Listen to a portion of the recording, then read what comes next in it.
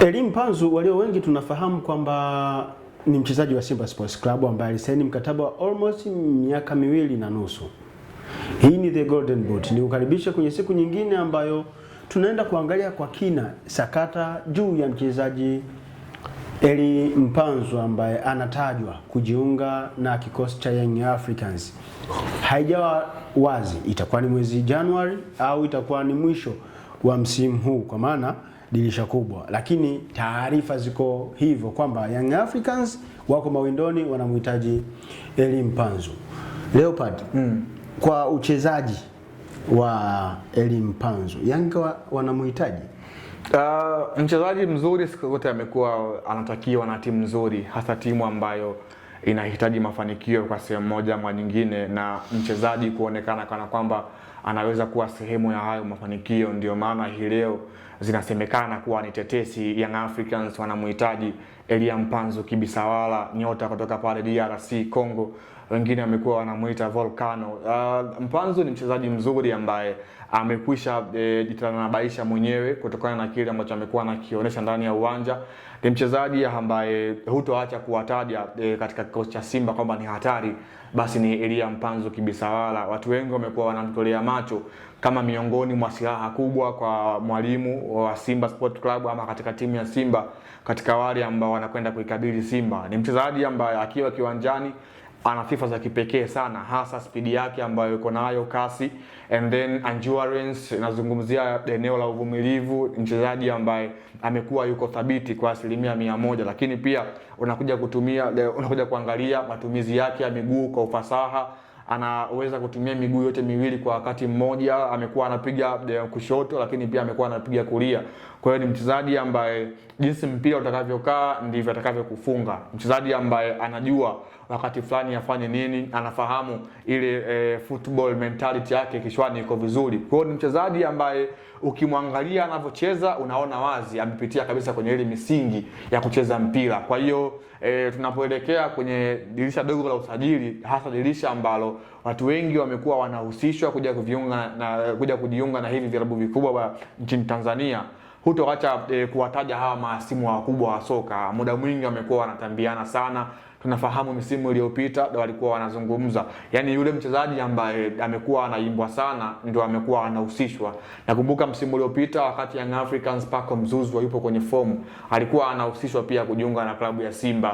Na jinsi anavalishwa sana. Kwa hiyo hichi ambacho kinaendelea ni kama vile mazoea kuelekea dirisha dogo la usajili, lakini mimi naamini uongozi wa Simba wanafahamu malengo yao ambao yako nayo. Kama timu ambayo ina malengo kwa sehemu moja ama nyingine, huwezi kumwachia mchezaji kirahisi ambaye unaona kwenye impact ana impact kwenye timu kama Elie Mpanzu. Mchezaji anaweza kaamua kuondoka yeye mwenyewe baada ya kuchoshwa na kile kinachoendelea ndani ya club. Of course inawezekana, lakini by the way ndio maana kuna mikataba, lazima mchezaji aheshimu mkataba. Lakini mikataba si ipo ili ivunjwe. Na kwanza ni kuheshimu mkataba. Kama timu imefika mezani lazima waheshimu mkataba.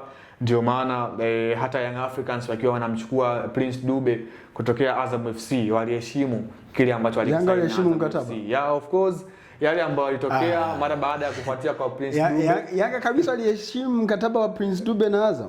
Of course ndio maana baadaye tukija kusikia kwamba Prince Dube sio kwamba aliondoka alisusa Azam ambaye sitaki hii timu naondoka zangu, akaondoka akakubali ni afadhali akakae asicheze mpira ili muda ukifika. Zile zilikuwa ni interest za mchezaji mwenyewe na timu, lakini kulikuwa kuna ushawishi. Ukija kuzungumzia issue ya Elie Mpanzu kuja kuondoka ndani ya Simba na kwenda timu yoyote kuachilia mbali ya Young Africans, hiyo timu ambayo inamhitaji Elie Mpanzu ni lazima wafuate vigezo hasa vya kimkataba, kana kwamba wanaheshimu timu ambayo anatokea, lakini pia ule mkataba ambao walisaini nao. Kwa hiyo kitu kikubwa kwa timu ambayo ina malengo kwa sehemu moja ama nyingine, kuachia wachezaji wake muhimu katika dirisha hili dogo la usajili la majira ya kiangazi inakuwa ni ngumu kwa sehemu moja ama nyingine. Tumeona watu wengi ambao wamekuwa wanaletwa kwenye dirisha dogo la usajili wakifanya vizuri ni mmoja sana, wengi wao wamekuwa wana struggle. Mfano msimu uliopita tumeona Singida Black Stars waliingia dirisha dogo wakamsajili Jonathan Soa, aliwalipa kweli kweli kwa 100%.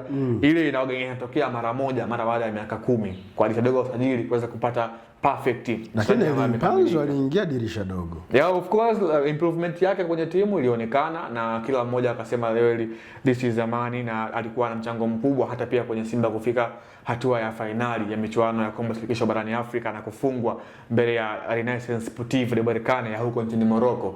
Unakuja kutizama hiki kipindi cha dirisha dogo kimekuwa ni kipindi ambacho sio cha kujenga timu.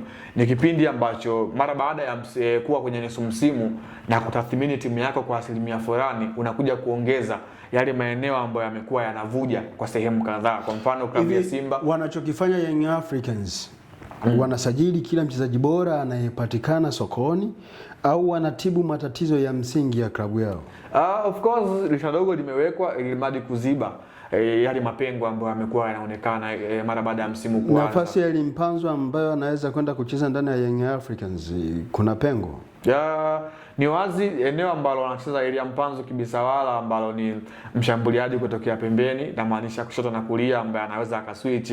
Tunaona pale Young Africans yuko mtu kama Paco Mzuzwa ambaye amekuwa anaweza akaswitch kwenye hilo eneo, the same kama mtu Clement Mzize alikuwa anafanya hivyo the same pia, lakini yuko bwana mdogo Celestine Ekwa amekuwa na uwezo kutokea kwenye hilo eneo.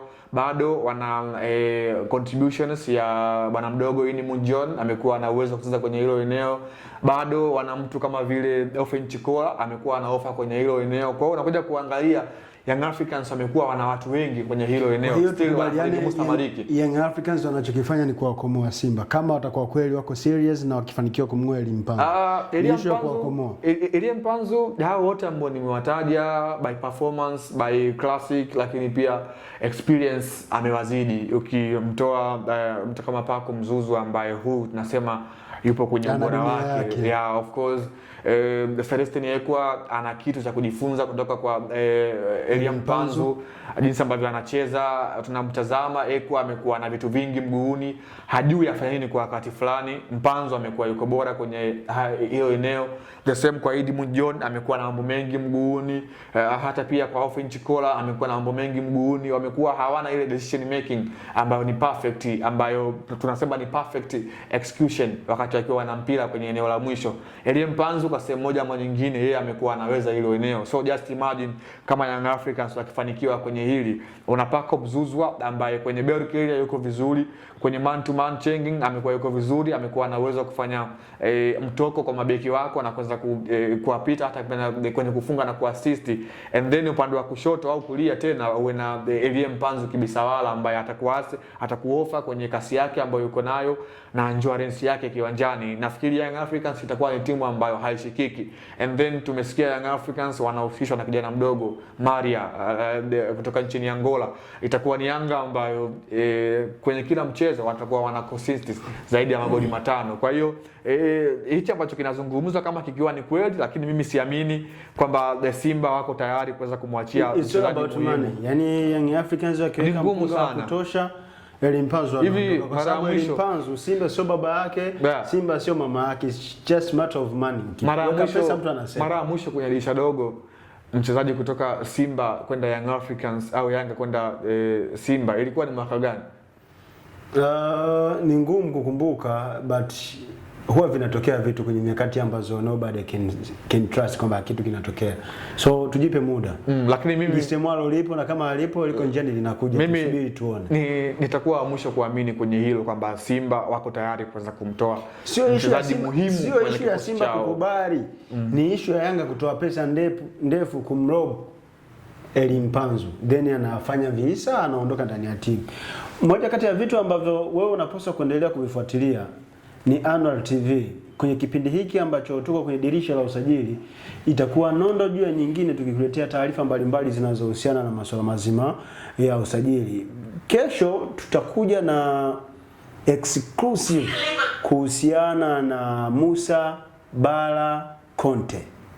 Anaondoka au anaendelea kuwepo, na kama anaondoka anaenda wapi? Kumbuka Young Africans walimchukua Musa Bala Conte kutokea mikononi mwa wekundu wa Msimbazi Simba, ikiwa kama first target yao. Leo Musa Bala Conte anastaka kupata nafasi ndani ya kikosi cha Young Africans. Mimi ni Usama nilikuwa na Leopard John. Till next time tukutane kwenye The Golden Boot nyingine.